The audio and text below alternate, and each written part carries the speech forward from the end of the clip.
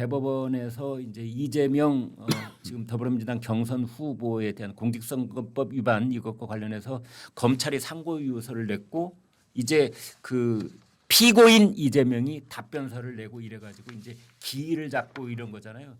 그래서 그 주심 판사가 오늘 이제 발표가 됐습니다. 박영재 대법관이 주심 대법관이 됐는데 처음에는 알려지기를 뭐 소부에서 한다. 그래서 네 명의 대법관이 있는 데서 한다. 그런데 바로 이어서 소부가 아니고 전원 합의체 13명이 있는 데가 전원 합의체인데 또 그러다가 바로 이어서 대법관 13명 중에 지금 중앙선거관리위원장 맡고 있는 노태학 대법관은 나는 선거와 관련된 재판인데 내가 선관위원장이잖아. 그러니까 나는 안 맞아. 라는 핑계인지 명분인지 아무튼 이걸 대고 빠졌습니다. 그래서 이제 본인은 스스로 물러나서 회피 신청을 해서 이제 그분은 빠지고 12명이 하는 전원 합의체로 간다.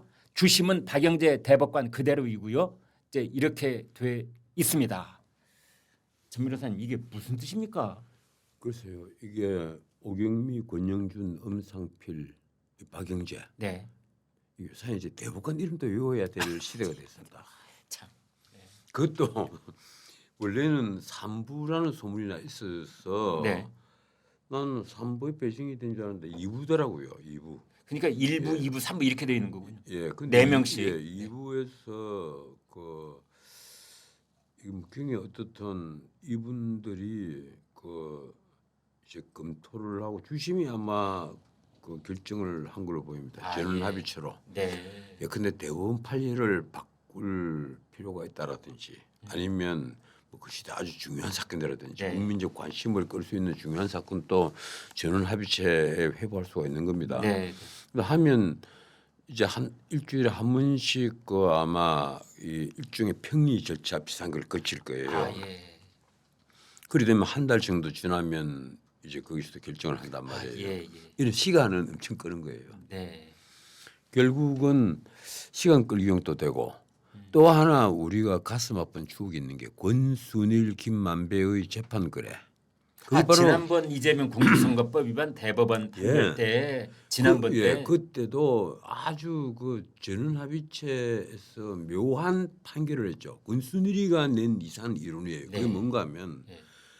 TV 토론장에서 상대방이 앵커 물었다. 네. 그런데 뭐 적극적으로 깊게 생각하지 않고 쉽게 말하면 그런 거예요. 뭐 적당히 대답을 했는데 그것까지 허위사실 공표다. 이렇게 하는 것은 말이 좀 안 되지 않느냐. 그럼 좀 봐주자. 뭐 이런 거예요. 네. 지금. 소극적 거짓말, 예. 적극적 거짓말. 예, 그래서 소극적, 적극적 이런 말 그지도 않은 네. 이제 평가를 그 하고 그 평가에 맞춰서 이것을 무죄 취지로 파기환송을 해버렸단 말이에요. 2심에서 그걸 벌금 300만 원을 네. 그 선고를 한 공직선거법 위반인데 예. 그 형을 그 병원에 강제 입원시킨 그 여부 네. 문제예요. 만약에 그때 파기환송이 되지 않았으면 이재명 그때 끝났죠. 그렇죠. 예. 거기서 이제 정계 은퇴직인 거죠. 예. 강제적 그 정계 은퇴. 뒤에 이 성남시청에 근무를 한 애들이 그 전화 또 통화 이런 것이 뭐 폭로가 되는데 이 대부분을 우리가 꽉 잡고 있다. 네. 이런 말을 하는 게 거기 그 녹음이 되어 있습니다. 예. 쉽게 말하면 그 김만배의 뭐 하고 연결이 된 애인지 그래서 당시에 그 나중에 성남시장 된 그 이름이 좀 갑자기 생각이 나네. 그 여성시장. 네. 그 여성시장은 끝내 감옥에 갔잖아요. 그랬어요. 예.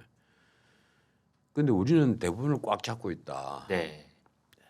재판 거래. 실제 김만배가 그 일주일에 한 번씩 거기 들락날락 했단 말이에요. 전원 합의체 판결이 열리는 동안에 매주 한 번씩 오후 2시에 가면 적게 있으면 1시간, 많게 있으면 2시간 있거든요. 대법원에 있는 이발소가 좋아서 갔었다면서요. 아니 그런데 권순일 방이 이발소는 아니지 않습니까? 그렇네요. 권순일 방에서 이 머리를 깎아쓰리는 마음하고. 그런데 그런 사건이 있은 다음에 권순일은 연세대 로스쿨에 법조 윤리를 강의를 했습니다. 퇴임을 하고 이 법조 윤리를 강의했다는데 저는 더더욱 경악을 했어요. 네. 그런 자가 어떻게 법조 윤리를 강의를 하냐. 네. 그러면서 화천대유에서 매달 돈을 받았단 말이에요. 또 변호사 등록도 하지 않은 네. 채. 그래서 기껏 검찰에서 손을 댄 것은 재판거래는 손도 못 대고 네. 그 대부분의 압수수색을 하려고 하니까 계속 영장이 발부가 안 되니까 손을 못 댔다 이런 핑계를 대는데 결국은 뭔가 하면 변호사 등록도 하지 않고 네. 왜 법률 자문을 해준다면서 돈을 받았느냐 이래서 변호사법 위반으로 네. 그래서 수사를 한 거예요. 음. 말도 안 되는 거예요 이게 전부 다. 옛날 그 왕조 시대에 있다면 잡아다가 내일 아니 그런데 자 여기서 이제 저희 시청자들께서 궁금하신 대목이 이겁니다. 4명 대법관으로 구성되어 있는 소부에서 심리하는 것과 이제 한 명은 회피 신청을 했다니 12명으로 된 아무튼 12명이든 13명이든 그 대부분적 전원 합의체에서 대부분적 빼고 아마 11명이 나중에 핑의를 하면 6대 5가 이 둘 차이가 나오면 뭡니까?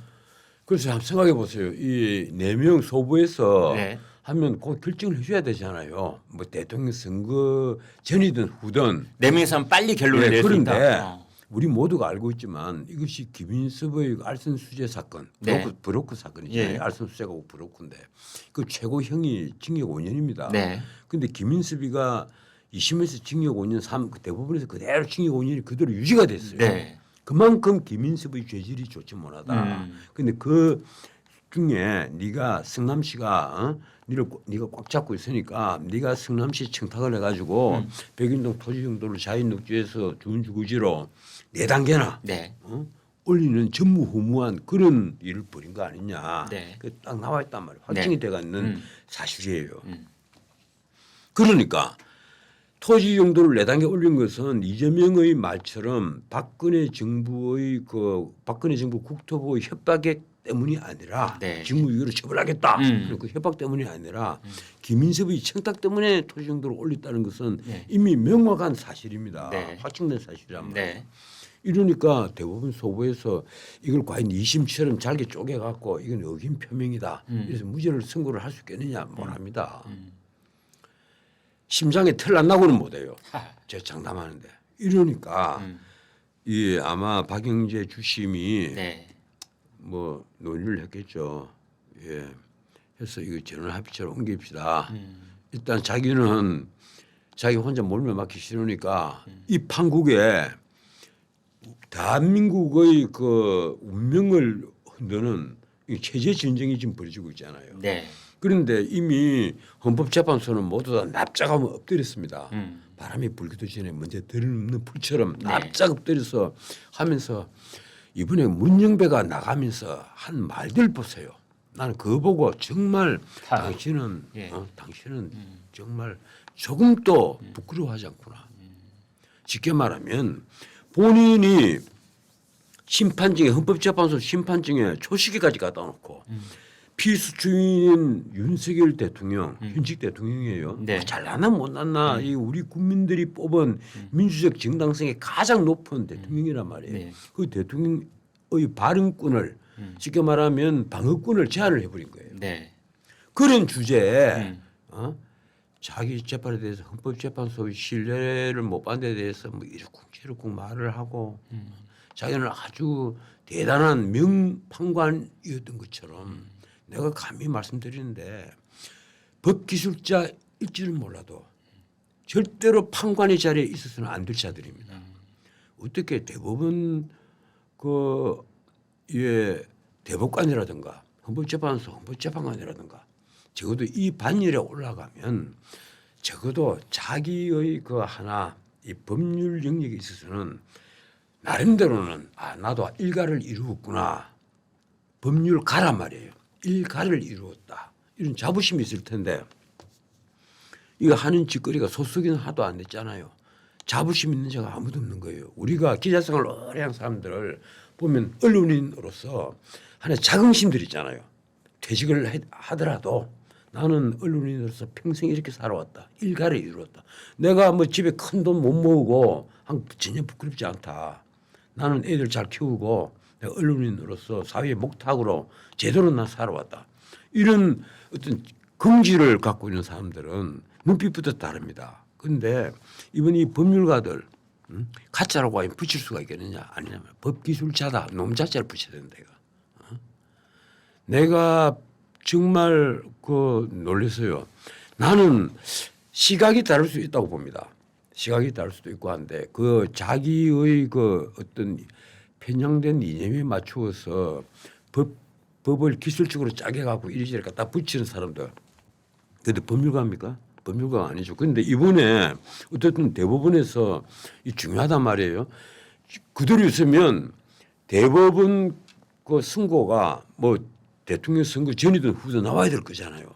그 대통령 선거 후에 나오면 만에 하나라도 이재명이 당선됐다.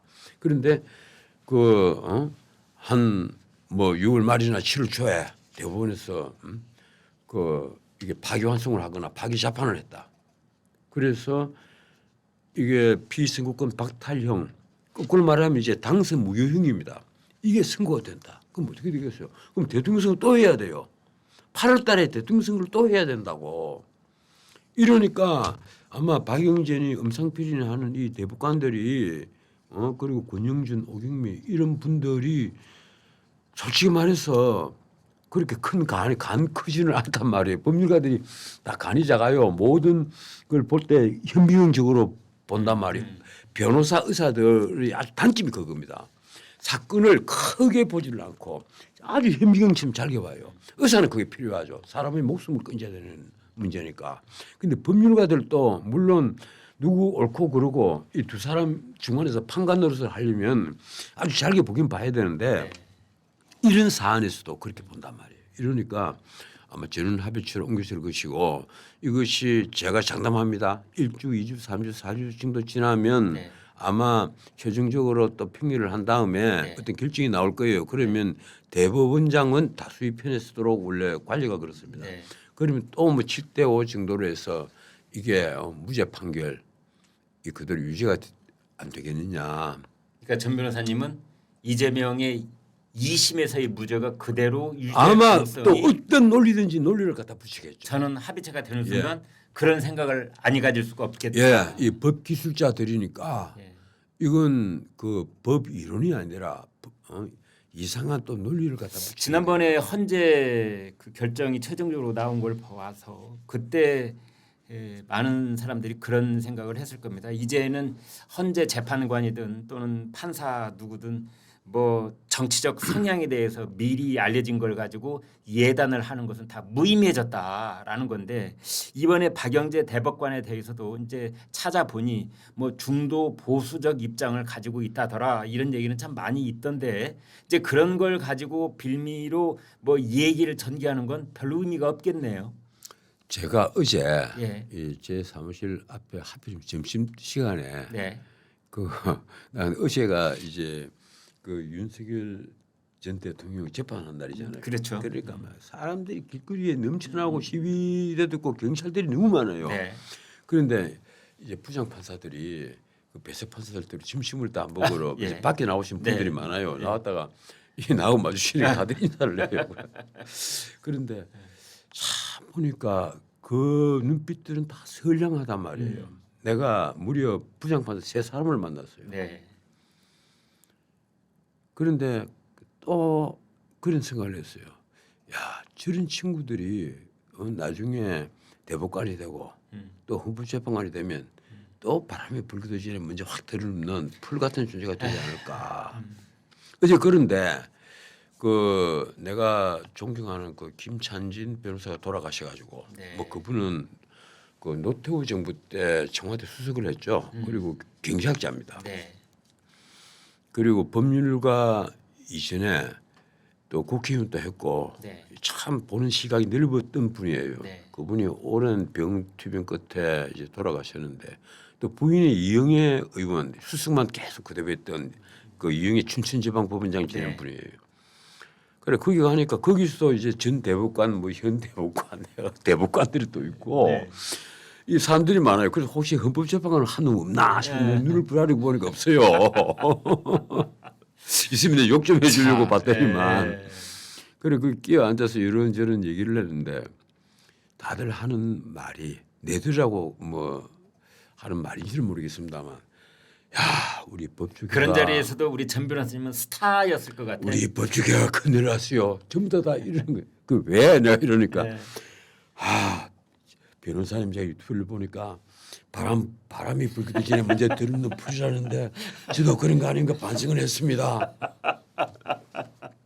다 들으면서 뭐그 사람들이 안 들는 것처럼 그래 내가 뭐 이렇게 웃고 말하는데 네, 시청자 여러분, 오늘 이제 전 변호사께서 방금 하신 말씀이 만약에 이재명 대통령 시대가 됐는데 그로부터 한 달이 채 못 된 시점에 대법원에서 이재명 공직선거법 위반을 유죄 취지로 파기 환송을 한다든지 파기 자판을 하면은 그게 유죄이면서 동시에 이제 당선 무효형에 해당되는 판단이 나올 경우에 대통령의 직분은 어떻게 되는 것이냐를 놓고 오늘 한 기자가 칼럼을 썼습니다. 그 내용을 잠깐만 공유를 해드리도록 하겠습니다. 우리나라 헌법 84조에 관한 얘기입니다. 이건 대통령의 고유 권한 중에 하나인 불소추 특권입니다.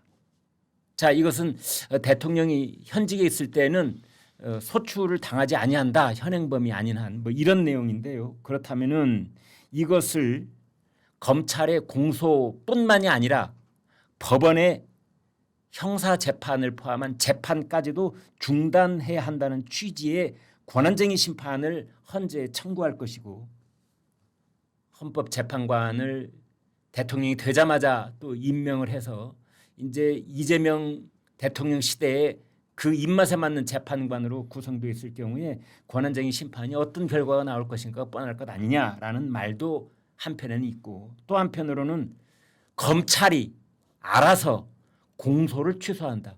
검찰이 공소를 취소하면 그날부로 재판은 중단이 됩니다. 또 하나는 이번에는 법원이 바람보다 먼저 눕는 판사들이 공소를 기각해버릴 가능성 뭐 이런 것도 있고요. 이제 세 번째 가능성은 대통령이 스스로 자신을 사면하는 셀프 사면입니다. 물론 특별 사면은 할 수 없으나 일반 사면은 할 수 있다라는 법률 해석이 있답니다. 물론 일반 사면은 사람 이름을 잡아서 사면하는 게 아니고 이 죄목을 잡아서 사면을 하는 것이어서 이재명의 경우에 지금 재판받고 있는 것이 5가지, 뭐 혐의가 12가지이기 때문에 12가지 죄목을 다 사면해야만 그게 이제 클리어가 되는 것 아니냐 이런 얘기가 있습니다. 아무튼 뭐 가능성은 둘째치고 이제 이런 얘기가 분분하다는 식인데 그래서 이게 제목이 이겁니다. 이재명 대통령 시대가 열리면 재판을 중지시키는 것이 아니라 재판을 지워버리려고 할 것이다. 예. 그런데 지금 민주당에서 네. 한덕수가 임명한 그 두 분의 이제 헌법재판관 임명하지 마라. 그래서 이완규, 함상훈. 예. 네. 그 이완규 이런 사람은 전부 다 윤석열이가 임명한 게 아니냐 뭐 네. 이런 말까지 한단 말이에요. 네. 그런데 그런 그 속 사정이 사실 있는 거거든요. 네. 헌법재판소를 장악을 해야만 예. 지금 이재명이 안심하고 원인을 벌일 수 있다. 네. 이제 그 얘기예요. 아닌 말로 내가 지난번에 한번 말씀을 드렸을지 모르겠는데 만약에 2심에서 이 공직선거법이 유죄 판단이 그대로 나왔다면 네. 대법관들 모조리 다 탄핵 소추했을 겁니다. 저는 그런 생각이 들더라고요. 뭐든지 할 테니까. 지금까지 국회 다수가 이렇게 무소불위의 권력을 눈치 보지 않고 버린 시대도 없었고 그런 나라도 없습니다. 네. 내가 수많은 평지를 읽어봤잖아요. 내 집에 서재에 세계적인 뭐 정치가들 위인들이 평전만 거의 한 30권 정도가 있는데 네. 어느 누구도 이런 짓을 안 해요. 그리고 지금 현재 우리가 알고 있는 스트롱맨들 네. 뭐 푸틴, 시진핑 이런 사람은 또 모르겠습니다. 푸틴은 심지어 지가 총돈 내려갔다가 다시 대통령 올라갔으니까 베드레프입니까? 네. 그 사람을 임시로 대통령 함 시켰다가 네. 그럴 정도였으니까 뭐 푸틴은 모르겠습니다만 아마 정상적인 국가에서 스트롱맨으로 불리는 사람들 네. 아무도 이런 생각을 못하죠. 예. 그런데 이제 우리도 말 조심을 해야 됩니다. 왜 그런가? 지금부터 이제 본격적으로 선거 때니까 말 잘못하면 공직선거법 위반이 돼요. 낙선 목적으로 예. 어떻게 사실을 잘못 막 그 방송을 하다가는 이 걸려들 수가 있습니다.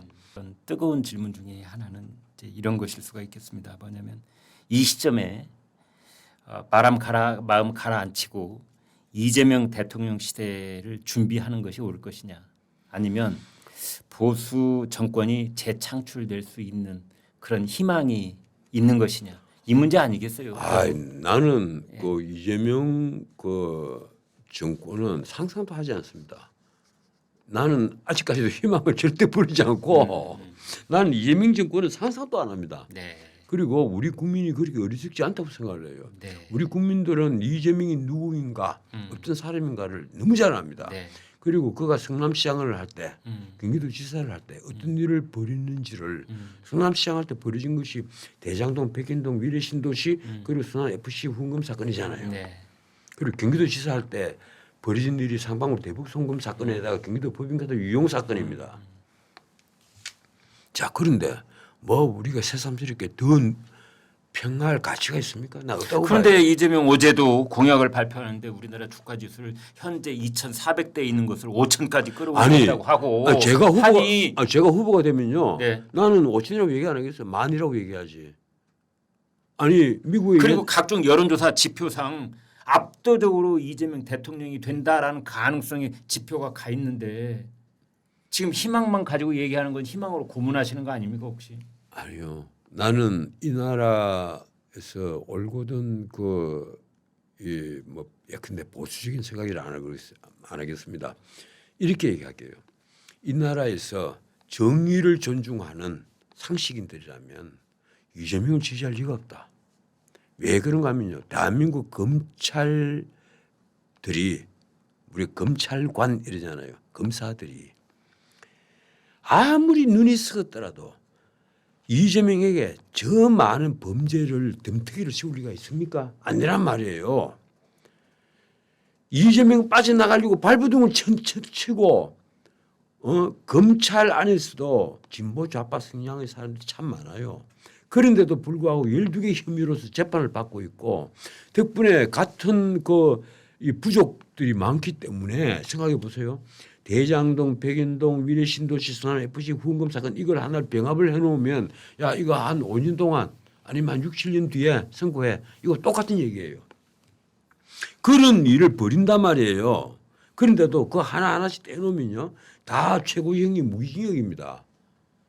아니 순환FC 후원금 사건 제3자 뇌물만 하더라도 최고형이 무기징역이잖아요. 그래서 상방울 대북 송금 사건 당장 그 종범이라고 할 수 있는 이화영이가 1심에서 징역 9년 반을 받았다가 2심에서 징역 7년 8개월로 감형이 되지 않습니까? 2심 징역 7년 8개월 같으면 대부분에서 그대로 확정된다고 봐야 됩니다. 그런데 거기에 몸통 수혜자는 이재명이란 말이에요. 지금 그런데 들리는 얘기로는 벌써 상방울 김성태 그 조폭 출신 김성태가 말을 바꾸고 있대. 말을 바꾼대 벌써. 권력이 이재명에게 갈지 모르니까 말을 바꾸기 시작한다. 이 얘기가 내 귀에 들어올 정도 같으면 그러면 벌써 알만한 사람은 다 알고 있다. 그럼에도 불구하고 희망을 나는 놓지 않는다. 아니, 나는 이재명이 그 대통령이 되려는 마음. 나는 왜 그런가 하면 난 기독교를 뭐 믿는 것도 아니고 부처님을 믿는 것도 아니고 이슬람교는 더더욱 그렇지만 이 세상에 신이 있다는 것은 알아요. 예. 보이지 않는 초월적인 힘은 있습니다. 난 그건 믿어요. 예. 그 보이지 않는 초월적인 힘이 정의가 완전히 와야 되는 걸 원하지는 않습니다. 그걸 그냥 보고 있지는 않아요. 네. 우리가 그러잖아요. 길에 나쁜 놈들 보면 저놈 천벌 받을 거다 그러잖아요. 하늘이 있단 말이에요. 헤븐스로 하늘이 있는 거예요. 나는 그 하늘에는 눈물도 있고 그리고 아직 매스움도 있다. 이걸 믿는 사람입니다.